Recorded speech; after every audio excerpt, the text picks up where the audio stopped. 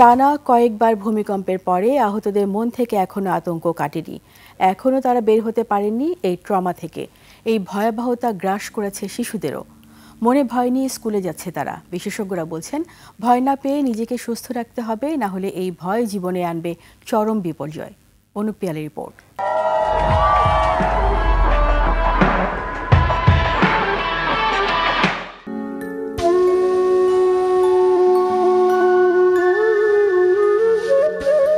৮০ বছর বয়সী ধামরাইয়ের হাজী মোহাম্মদ ইসাক ভূমিকম্পের সময় ছিলেন মোটরসাইকেলে। ভূমিকম্পে বাইকের গতি নিয়ন্ত্রণে রাখতে না পেরে দুর্ঘটনায় আহত হয়ে জাতীয় অর্থোপেডিক হাসপাতালে এখনও চিকিৎসা নিচ্ছেন। আক্ষেপ করছেন নামাজ আদায় না করতে পেরে। সারাদিন বিছানায় শুয়ে বসে থাকলেও মনে ভূমিকম্পের ভয় কাটছে না।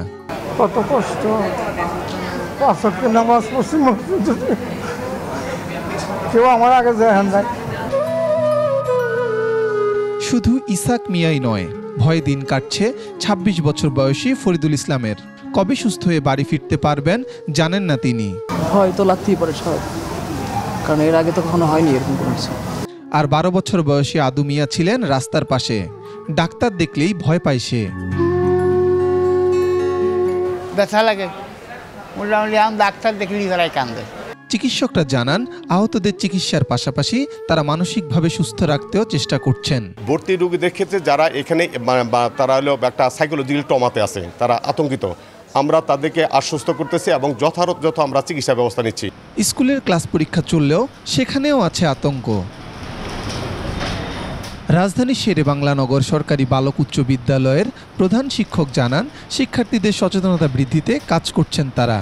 ওরা অনেক সময় তো আসলে এটা বুঝে না, এই জন্য আমাদের টিচারদেরকে এর সাথে সম্পৃক্ত করা, যে স্যার ম্যাডাম আপনারা ওদেরকে, যদি আল্লাহ না করুক এভাবে ভূমিকম্প শুরু হয়ে যায়, তখন আপনারা ওদেরকে রেখে আপনারা আবার নিজের যান বাঁচানোর জন্য দৌড়ে আসবেন না। তবে ভূমিকম্পের ভয় এখনও কাটেনি শিক্ষার্থীদের। ভূমিকম্পের সময় আমরা অনেক ভয় পেয়েছিলাম। সংবাদ মাধ্যমে জানছি যে এরকম ভূমিকম্প আরও হবে এবং বড় বড় আরও ভূমিকম্প হবে, এর জন্য এখন খুবই চিন্তায় রয়েছি। এর আগে তো কখনো এরকম অনুভব করিনি আমরা, এত বড় ভূমিকম্প, এটাই তো আমার জানা মতে প্রথম। আতঙ্ক আর ভয়, তবুও শিক্ষার্থীদের হাজির হতে হচ্ছে স্কুলে। বিপর্যস্ত হয়ে গেছেন কিংবা যাদের। তবে ভূমিকম্পে ভয় না পেয়ে মানসিকভাবে সুস্থ থাকা প্রয়োজন বলে জানান মানসিক স্বাস্থ্য ইনস্টিটিউটের পরিচালক। ফোবিক ডিজঅর্ডার কিংবা প্যানিক ডিজঅর্ডার এই ধরনের রোগে যারা আক্রান্ত হয়ে যাচ্ছেন, তারা দ্রুত মানসিক বিশেষজ্ঞের পরামর্শ নিতে হবে। অপতথ্য ছড়ানো থেকে সবাইকে বিরত থাকতেও আহ্বান জানান তিনি। তথ্য প্রযুক্তি দিয়া, বিশেষ করে এআই দিয়া যদি। অনুপ পিয়াল, ২১ টেলিভিশন, ঢাকা।